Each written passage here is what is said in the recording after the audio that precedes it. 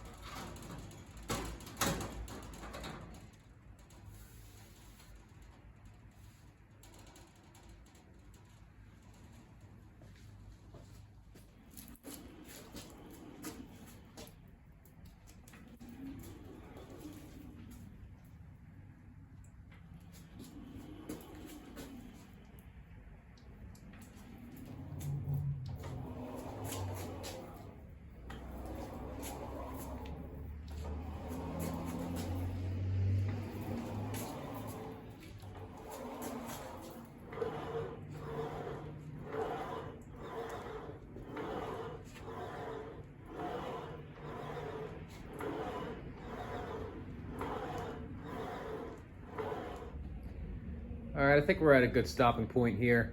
We got the quarter panels figured out. We got a little bit of shape in them before we put the return on the outside to match up with the rear, and finally put in the beads on the top and bottom before we clecoed them in place. Matches up pretty well with the bottom flange, and got it fairly symmetrical to the other side. We're gonna kite frame from here to make sure they're not flapping in the wind for when we start really forming this back panel. We got the back panel kind of roughed in. It seems like it has a little too much shape right now, but once we start putting that return in to match up with the return of the quarter panels, it'll start flattening out and start making more sense. The overall goal was to just put a little bit of shape into each panel, nothing too crazy.